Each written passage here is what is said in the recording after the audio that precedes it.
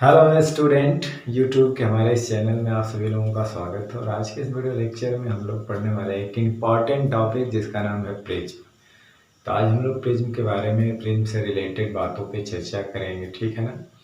तो चलिए शुरू करते हैं। प्रिज्म, तो प्रिज्म क्या है कि असल में जो प्रिज्म होता है वो 5 जो सरफेस से बाउंड होता है, यानी कि प्रिज्म एक ट्रांसपेरेंट मीडियम होता है जो 5 सरफेस से बाउंडेड होता है, ठीक है ना। 5 सरफेस से घिरा होता है, 5 सरफेस से घिरा होता है, जिसमें 3 जो सरफेस होते हैं वो रेक्टेंगुलर मतलब आयताकार होते हैं, और जो 2 सरफेस होते हैं जिसको एक बॉटम पे होता है एक टॉप पे होता है वो ट्राइंगुलर होता है। ट्राइंगुलर मतलब त्रिभुजाकार होते हैं, जो एक दूसरे के अपोजिट होते हैं और पैरेलल होते हैं, ठीक है ना।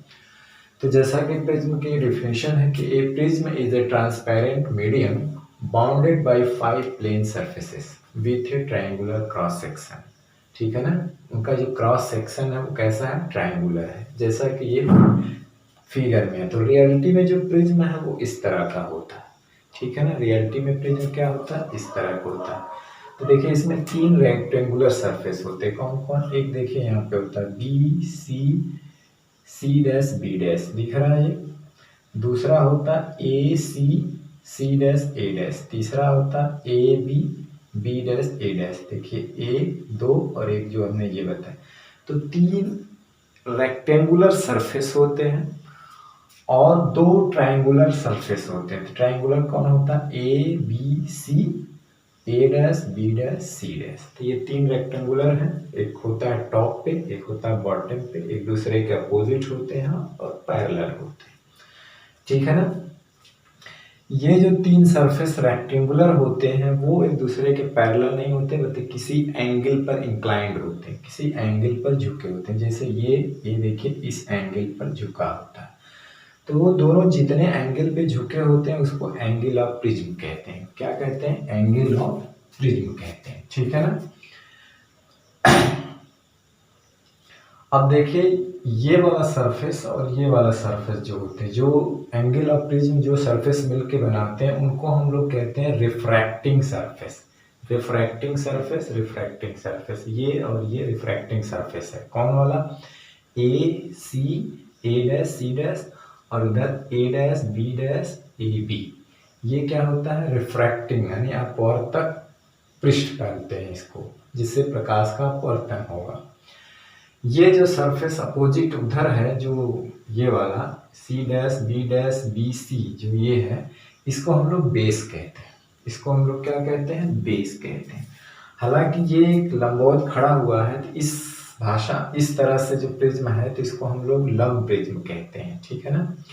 लेकिन हम लोग जो अध्ययन करते हैं या जब स्टडी करते हैं तो इसके प्रिंसिपल सेक्शन का स्टडी करते हैं। किसके, प्रिंसिपल सेक्शन का, ठीक है ना। अभी हमने उसको बगल में फिगर बनाया हुआ है, ठीक है। तो यहाँ पर देखिए क्या लिखा हुआ है कि ये triangular glass prism has 2 triangular surface. 2 triangular surface होते हैं, एक ये और एक ये। Has 2 triangular surfaces parallel to each other. देखा, ये एक दूसरे के पैरेलल होते हैं। एंड 3 रेक्टेंगुलर लेटरल सरफेस, यानी साइड से 3 रेक्टेंगुलर सरफेस होते हैं। हमने नाम गिनाया ना, एक और ये, ठीक है ना। दीज सरफेसेस, जो रेक्टेंगुलर सरफेसेस होते हैं, are inclined to each other at some angle, किसी कोण पे झुके होते हैं, which is called the angle of prism, ठीक है ना।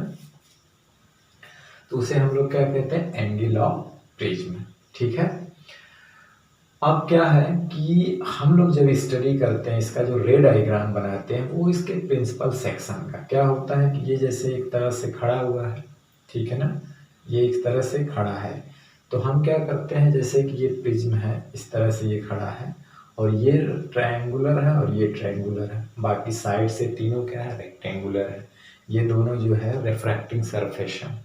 तो हम स्टडी करने के लिए इसका प्रिंसिपल सेक्शन लेते हैं, यानी ऊपर वाला हिस्सा जिसे क्रॉस सेक्शन, यानी इसको कट कर देते हैं इस तरह से। यानी कहने का मतलब इसको ऐसे रखते हैं सामने। तो जब हम इसको उठा करके ऐसे रखेंगे सामने तो ये वाला फेस पड़ेगा ना, ये इस तरह, और इसी के अपोजिट में ये पीछे रहेगा, ठीक है ना। तो हम इसको सामने रख करके स्टडी करते हैं, जिसको हम लोग कहते हैं principal section of the prism. ये principal section of the prism है, ये वाला हिस्सा, यानी इसके पीछे वाला जो दूसरा वाला हिस्सा वो दिखाई नहीं देता, सामने से ये दिखाई देता है। तो इसको कहते हैं principal section of the prism is the triangle. कौन सा ट्रायंगल होता है? ABC। और angle BAC is the angle of prism which is denoted by A। ठीक है ना। तो एक तरह से ये प्रिंसिपल सेक्शन होता है प्रिज्म का, जिसका हम रे डायग्राम बनाकर स्टडी करते हैं। ठीक है ना। और ये दोनों क्या हो गया? Refracting surface. और ये क्या हो गया? बेस। जैसे कि ये इस तरह खड़ा है, ये ट्रायंगुलर सरफेस, ये ट्रायंगुलर सरफेस है। ठीक है ना। अब इसको हमने ऐसे कर दिया, तो इधर एक रेक्टेंगुलर सरफेस है, इधर एक रेक्टेंगुलर सरफेस, नीचे वाला भी रेक्टेंगुलर सरफेस है। तो ये नीचे वाला जो रेक्टेंगुलर, ये बेस का काम करता है, और इधर वाला क्या करते हैं? रिफ्रैक्शन का काम करते हैं। और ये सामने ट्रायंगल ये वाला है, ये देखिए, ये बेस हो गया। ठीक है ना। और इन दोनों को क्या कहते हैं? रिफ्रैक्टिंग सरफेस कहते हैं। ठीक है। इन्हीं दोनों से जो लाइट रेज होगी उनका रिफ्रैक्शन होगा। तो यहाँ पे क्या होगा? लाइट रेज का 2 बार रिफ्रैक्शन होता है, एक इस पृष्ठ से और एक इस पृष्ठ से होता है। ठीक है ना। तो ये है प्रिज्म के बारे में। ठीक है ना। तो आगे हम लोग पढ़ेंगे कि प्रिज्म से व्हाइट लाइट का रिफ्रैक्शन कैसे होता है। प्रिज्म से व्हाइट लाइट का रिफ्रैक्शन कैसे होता है। एक चीज़ और बता दें यहाँ पर, ये वाली जो लाइन होती है ए और ए डैश, ठीक है ना। यानी कि कहने का मतलब है कि ये जो ये जाहिर सी बात है कि आपको बता दें कि प्रिज्म जो है, देखिए 2 रिफ्रैक्टिंग सरफेस और एक सामने से होता है ऐसे। तो ये इस तरह का 2 ठो होता है और इसी तरह का एक सामने। देखिए दोनों रिफ्रैक्टिंग सरफेस किसी एंगल पे झुके होते हैं, तो इसको हम क्या कहते हैं? Angle of prism. अब होता क्या है कि जो प्रिज्म हम दिखाते हैं, सामने वाला हिस्सा ऐसे होता है। देखिए ये है ना सामने वाला हिस्सा ABC, ऐसे होता है।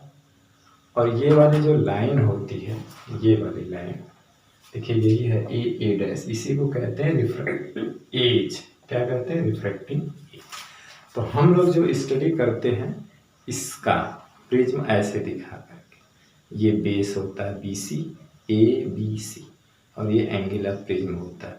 तो ये इस तरह से जो है खड़ा है प्रिज्म था ना, और इसको ऐसे कर देते हैं तो इसका क्रॉस सेक्शन, इसको हम लोग ट्रायंगुलर क्रॉस सेक्शन कहते हैं। और इसी का हम लोग रे डायग्राम बना के स्टडी करते हैं। ठीक है ना।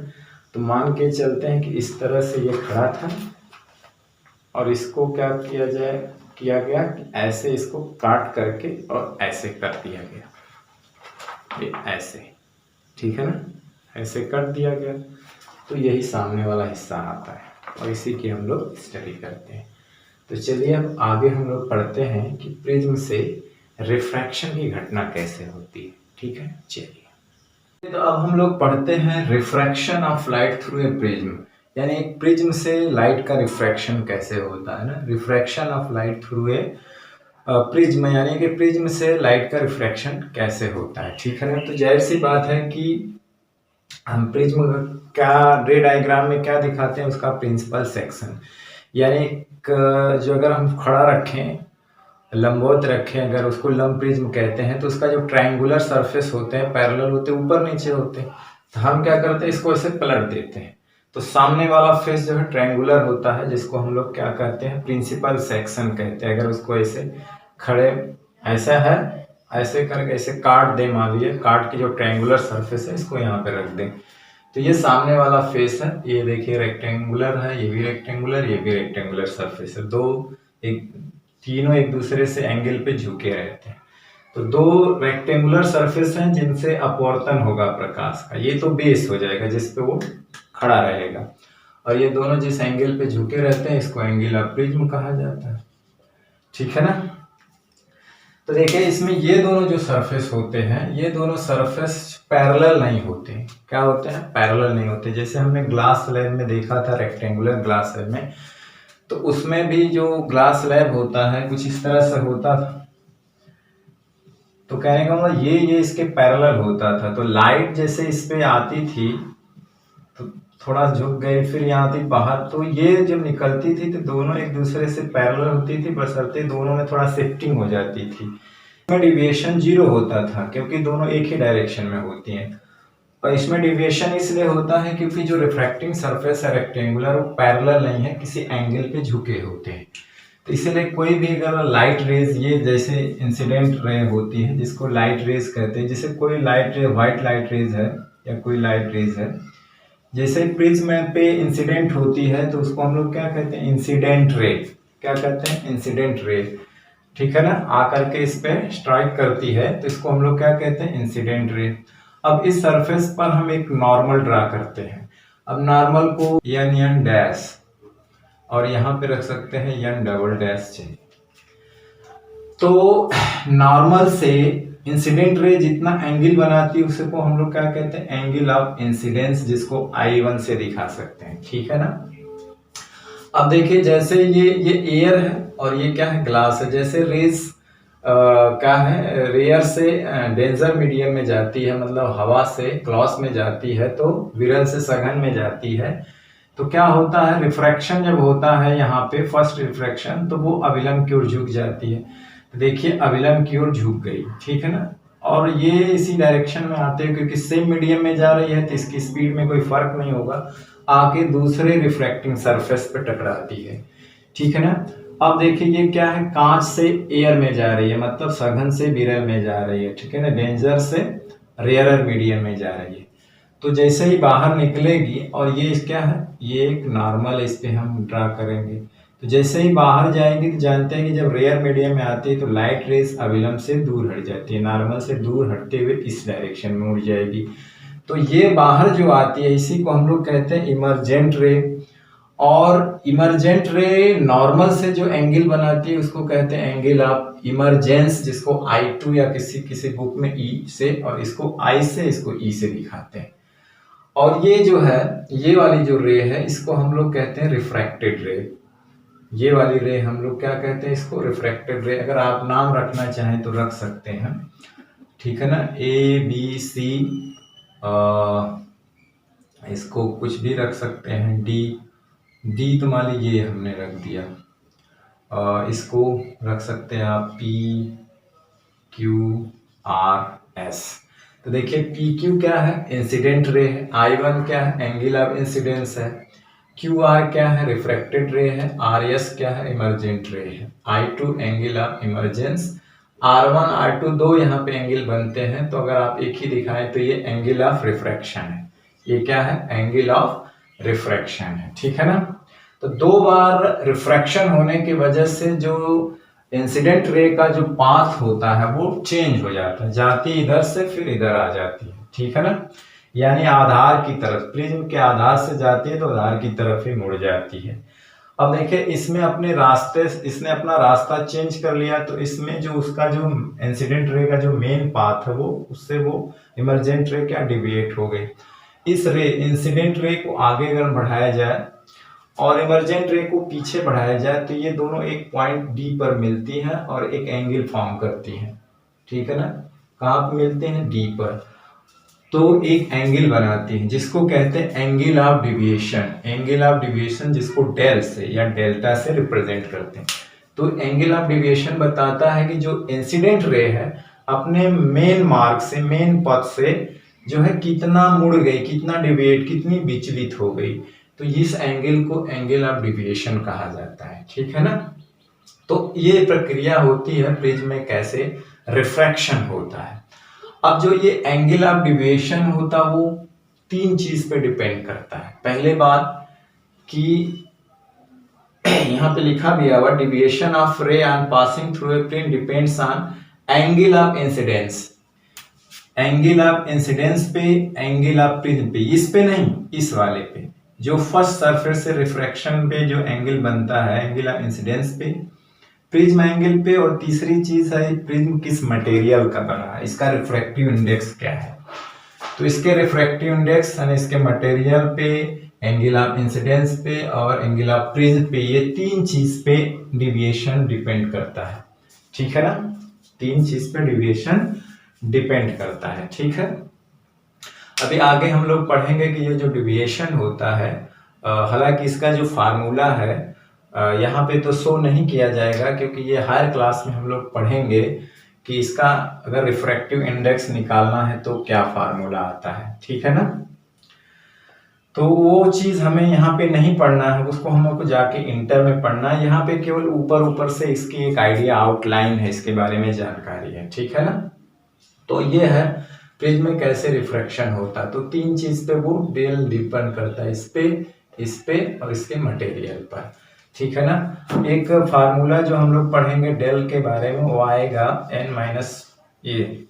तो देखिए यहाँ पर जो मुख्य रूप से रिफ्रैक्टिव इंडेक्स और ये एंगल ऑफ प्रिज्म के डायरेक्टली प्रोपोर्शनल होता है।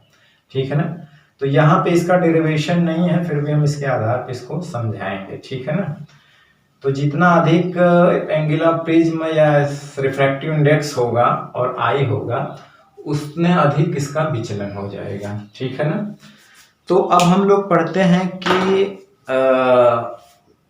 ये सारी चीजें जो है, जैसे हमने अभी दिखाया ना, ये हायर क्लास में प्रूफ किया जाएगा। फिर ये है साइन ए प्लस, इसको मिनिमम डिविएशन कहते हैं, साइन a/2, ये भी आगे हम लोग पढ़ेंगे। ठीक है ना, ये दोनों का डेरिवेशन हायर क्लास में है। ठीक है ना,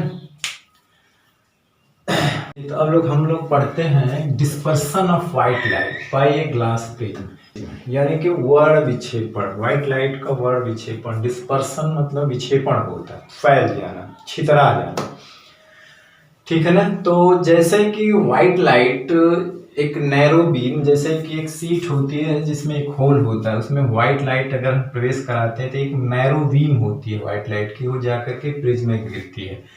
तो जैसे ये क्या होता है कि जब व्हाइट लाइट को प्रिज्म के एक रिफ्रैक्टिंग सरफेस पे हम गिराते हैं, तो होता क्या है कि रिफ्रैक्शन के बाद, प्रिज्म से रिफ्रैक्शन के बाद क्या होता है कि जो व्हाइट लाइट होती है वो 7 कलर्स में टूट जाती है। कितने कलर में? 7 कलर में विभक्त हो जाती है। ठीक है ना, और जब हम यहाँ पे एक व्हाइट स्क्रीन रखते हैं तो सातों कलर का एक पैटर्न इस तरह से दिखाई देता है, जिसको हम लोग स्पेक्ट्रम कहते हैं। सातों कलर क्या होते हैं? एक क्रम में होते हैं, एक पैटर्न में होते हैं, जिसको हम लोग स्पेक्ट्रम कहते हैं। 7 कलर्स। तो उसमें क्या होता है कि जब व्हाइट लाइट प्रिज्म में पड़ती है तो ये क्या होता है कि सारे कलर्स जो होते हैं अलग अलग हो जाते हैं। इसी घटना को हम लोग कहते हैं डिस्पर्सन ऑफ व्हाइट लाइट। ठीक है ना, या डिस्पर्सन ऑफ लाइट कहा जाता है। ठीक है ना, तो 7 कलर जब हम यहाँ पे दिखाई देते हैं तो इसमें देखा जाता है कि जो वायलेट कलर होता है, बैगनी होता है, वो सबसे नीचे ज्यादा डिविएटेड होता है, और जो रेड कलर होता है वो सबसे ऊपर होता है, वो कम डिविएट होता है। बाकी के कलर बीच में होते हैं, violet, indigo, blue, green, yellow, orange, red. इस तरह का पैटर्न व्हाइट स्क्रीन पर दिखाई देता है। ठीक है ना, इस तरह का पैटर्न व्हाइट स्क्रीन पर दिखाई देता है। इसी घटना को हम लोग कहते हैं dispersion of light. The phenomena या this phenomena of splitting of white light into each consequent 7 color on passing through a glass prism is called dispersion of light। मतलब व्हाइट लाइट को जैसे ही प्रिज्म पे स्ट्राइक कराते हैं, incident कराते हैं, तो क्या होता है कि जो व्हाइट लाइट अपने अवयवी घटकों में 7 कलर में टूट जाती है। इसी घटना को हम लोग कहते हैं डिस्पर्सन ऑफ लाइट। क्या कहते हैं? Dispersion of light. और उन कलर का जो पैटर्न कुछ इस तरह होता है, सबसे नीचे वायलेट और सबसे ऊपर रेड होता है, जिसको हम लोग विबजियोर के नाम से पढ़ते हैं, विबजियोर। ठीक है ना, तो जिसमें ज्यादा डिविएशन वायलेट कलर का होता है, कम डिविएशन रेड कलर का होता है। तो आगे जस्ट हम इसका रीजन पढ़ेंगे कि क्यों ऐसा होता है। तो चलिए हम कुछ टर्म है उसके बारे में बात कर लेते हैं कि मोनोक्रोमेटिक लाइट किसे कहते हैं, पॉलीक्रोमेटिक लाइट, विजिबल स्पेक्ट्रम या स्पेक्ट्रम किसे कहते हैं। ठीक है ना, pure spectrum, cause of dispersion, इनके बारे में अभी हम लोग जस्ट चर्चा करते हैं। चलिए हम लोग देखते हैं आगे स्पेक्ट्रम के बारे में और काज ऑफ डिस्पर्सन के बारे में। ठीक है, चलिए हम लोग देख लेते हैं कुछ डिस्पर्शन से रिलेटेड कुछ टर्म होते हैं, जिसको हम लोग जैसे chromatic light, monochromatic light, polychromatic light किसे कहते हैं, स्पेक्ट्रम या विजिबल स्पेक्ट्रम किसे कहते हैं, ठीक है ना। प्योर और इम्प्योर स्पेक्ट्रम क्या होता है, तो उनके बारे में कुछ ये थ्योरेटिकल है, डिफिनीशन है, आप जैसा कि ब्लैक बोर्ड पे आप देख सकते हैं। तो देखिए, मोनोक्रोमेटिक लाइट मतलब जिसमें वन कलर, वेवलेंथ मतलब होता है कलर्स की साइज। तो जैसे व्हाइट लाइट में 7 कलर होते हैं, 7 सातों कलर का जो वेवलेंथ होता है, तरंग दैर्घ्य जिसको लैम्डा से रिप्रेजेंट करते हैं, वो सबका अलग अलग होता है। ठीक है ना। तो किसी एक, अगर कोई एक कलर होता है, एक वेवलेंथ, जिसका एक कलर वाले लाइट को हम लोग क्या कहते हैं, मोनोक्रोमेटिक कहते हैं। Light consisting of one colour, मतलब लाइट अगर एक कलर की बनी, कंसिस्टिंग माने बनी हुई है, one colour or single wavelength is called monochromatic light. अब जैसे सोडियम अगर लैंप है तो हमें मोनोक्रोमेटिक लाइट देता है, उसका कलर येलो होता है। जैसे सोडियम लैंप है तो उससे हमें मोनोक्रोमेटिक लाइट मिलती है और उस लाइट का कलर येलो लाइट होता है। Light given by mercury lamp is polychromatic consisting of many colours. तो जो सोडियम मरकरी लैंप होता है वो पॉलीक्रोमेटिक होता है, उसमें कई कलर्स होते हैं। ठीक है ना। तो उससे जो हमें लाइट मिलती है वो पॉलीक्रोमेटिक होती है, क्योंकि कई कलर से मिलकर बनी होती है। स्पेक्ट्रम और विजुअल स्पेक्ट्रम क्या होता है, तो स्पेक्ट्रम क्या होता है, एक 7 कलर्स का बैंड होता है, 7 कलर्स का band. The band of 7 colors obtained on a screen on passing through white light through a prism। जब व्हाइट लाइट प्रिज्म से गुजारते हैं तो 7 कलर का एक बैंड दिखाई देता है व्हाइट स्क्रीन पर, जिसको हम लोग स्पेक्ट्रम कहते हैं, इज कॉल्ड ए स्पेक्ट्रम। और all the colours in this spectrum are visible to our eye, जितने भी कलर्स होते हैं व्हाइट स्क्रीन पर, all the colours in this spectrum are visible to our eye is called visible spectrum. तो white screen पे सातों colour क्या होते हैं, हमारे आंख को दिखाई देते हैं, इसीलिए उसको विजिबल स्पेक्ट्रम कह दिया जाता है। एक स्पेक्ट्रम जो होता है जिसको हम लोग प्योर स्पेक्ट्रम वो कहते हैं, कि स्पेक्ट्रम में जो डिफरेंट कलर होते हैं, अगर वो अपना डिस्टिंक्ट मानो अलग अलग अपनी पोजीशन रखते हैं, मतलब सातों कलर अपनी अलग अलग पोजीशन रखते हैं, यानी ओवरलैपिंग, एक कलर दूसरे कलर पे अगर ओवरलैपिंग नहीं करता, हर कलर अपनी अलग अलग पोजीशन रखता है, उसकी अलग बाउंड्री होती है कि रेड है इसके बाद ये शुरू होगा, इसके बाद ये शुरू होगा, तो उसको हम लोग प्योर स्पेक्ट्रम कहते हैं। Spectrum in which different colour occupy their own distinct, मतलब अलग अलग position without any overlapping is called pure spectrum. उसको क्या कहते हैं हम लोग, उसको हम लोग कहते हैं प्योर स्पेक्ट्रम। और वो स्पेक्ट्रम जिसमें डिफरेंट कलर जो होते हैं लाइट के, वो ओवरलैप करते हैं वन अनदर, एक दूसरे के ऊपर क्या होते हैं, ओवरलैपिंग करते हैं, तो उसको हम लोग इम्प्योर स्पेक्ट्रम कहते हैं। तो यूजुअली हमें इम्प्योर स्पेक्ट्रम ही मिलता है। अगर सिंपल किसी प्रिज्म से अगर हम लोग इस तरह का डिस्पर्शन कराएं तो हमें इम्प्योर स्पेक्ट्रम ही मिलता है, सातों कलर ओवरलैप होते हैं। हमें जब प्योर स्पेक्ट्रम प्राप्त करने के लिए कुछ स्पेसिफिक कंडीशन सेटिस्फाइड करनी पड़ती है, कुछ स्पेशल अरेंजमेंट कर ही हम प्योर स्पेक्ट्रम प्राप्त कर सकते हैं। ठीक है ना। तो ये कुछ उससे रिलेटेड डिफिनेशन थी जिसको आप नोट बना सकते हैं, इसका चाहे तो स्क्रीनशॉट ले सकते हैं। और ये लास्ट टॉपिक बचती है, पढ़ते हैं हम लोग कॉज ऑफ डिस्पर्सन। अब हम बात करते हैं कॉज ऑफ डिस्पर्शन, यानी डिस्पर्सन का कारण क्या होता है, क्यों व्हाइट लाइट जब प्रिज्म पर गिरती है तो वो 7 कलर में टूट जाती है, यानी कि व्हाइट में जो भी कलर समाहित होते हैं वो क्यों अलग अलग छितरा जाते हैं, अलग अलग डिस्पर्स हो जाते हैं, जिससे हमें 7 कलर दिखाई देते हैं। तो उसका रीजन क्या होता है, देखिए रीजन ये है कि एयर या वैक्यूम में बात करें कि जब एयर या वैक्यूम में व्हाइट लाइट ट्रेवल करती है, तो जानते हैं कि अभी आगे हम पढ़ेंगे कि 7 कलर्स व्हाइट लाइट में होता है। ऐसा नहीं कि प्रिज्म की वजह से 7 कलर्स होते हैं, वो व्हाइट लाइट में हो। जब व्हाइट लाइट एयर या वैक्यूम में ट्रेवल करती है तो उसमें जितने कलर्स होते हैं सबकी स्पीड सेम होती है, सब लाइट की स्पीड से जाते हैं। ठीक है ना। जैसे मीडियम चेंज होता है, होता क्या है कि जैसे मीडियम चेंज होता है तो जितने भी कलर्स होते हैं सभी कलर्स का जो स्पीड होता है वो चेंज हो जाता है। तो 7 कलर होते हैं, सातों की स्पीड अलग अलग हो जाती है। अब जब सातों की स्पीड अलग अलग हो जाती है, देखिए ये जो है, जो सी तो कांस्टेंट है क्योंकि वैक्यूम और एयर में सबकी स्पीड सेम होती है। जैसे मीडियम चेंज होता है, जैसे कि वो एयर से ग्लास में गए तो सबकी ये चेंज हो जाती है। स्पीड क्या होती है, मीडियम में स्पीड आपने पढ़ा, तो ये चेंज हो जाती है, इसलिए ये चेंज हो जाता है।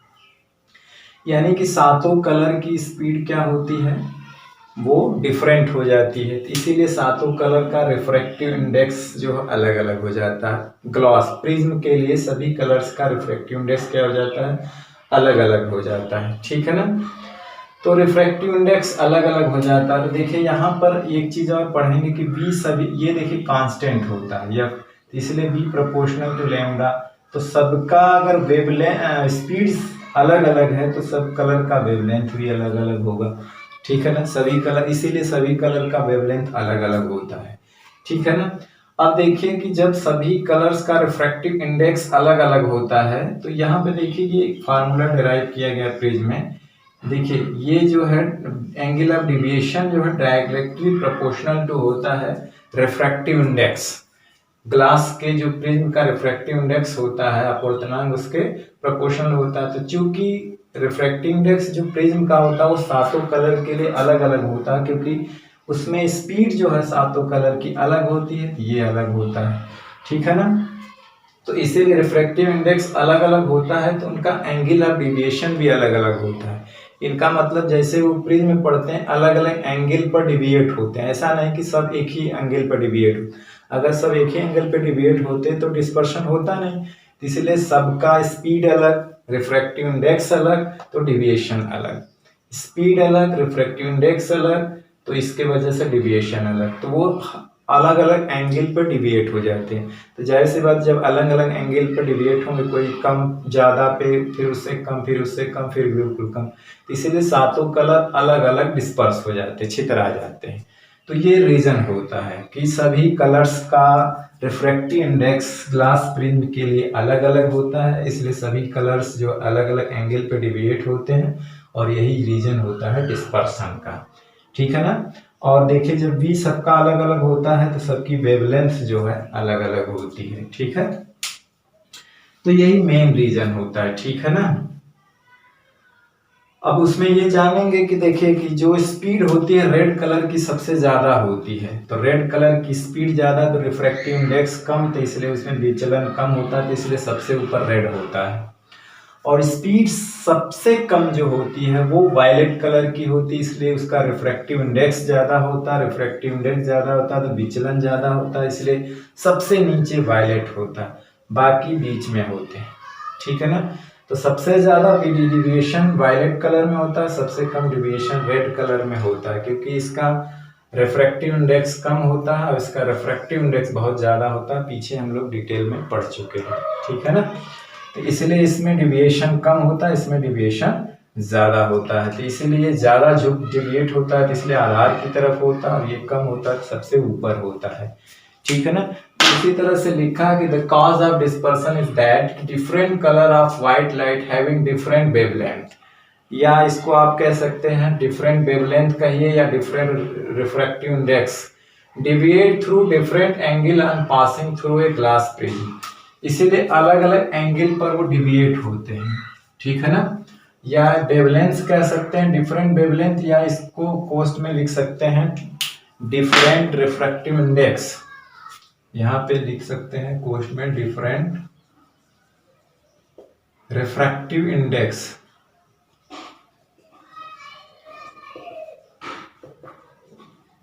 ये भी अलग अलग होता है, सातों कलर की स्पीड अलग होती है, इसीलिए deviate through different angle on passing through a glass prism. जैसे ही ग्लास प्रिज्म में से पास होते हैं अलग अलग एंगल पर डिविएट हो जाते हैं, ठीक है ना।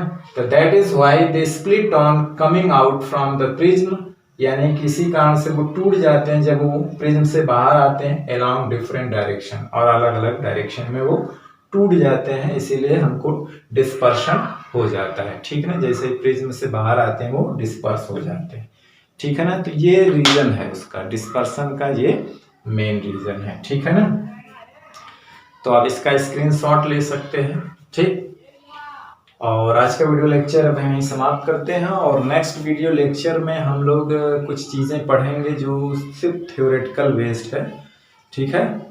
तो जैसे रिफ्रैक्शन पे रिलेटेड बहुत सारी घटनाएं हैं, रेनबो है, स्कैटरिंग ऑफ लाइट है, तो ये सब जो है थ्योरेटिकल थ्योरी पढ़ना है हम लोगों को।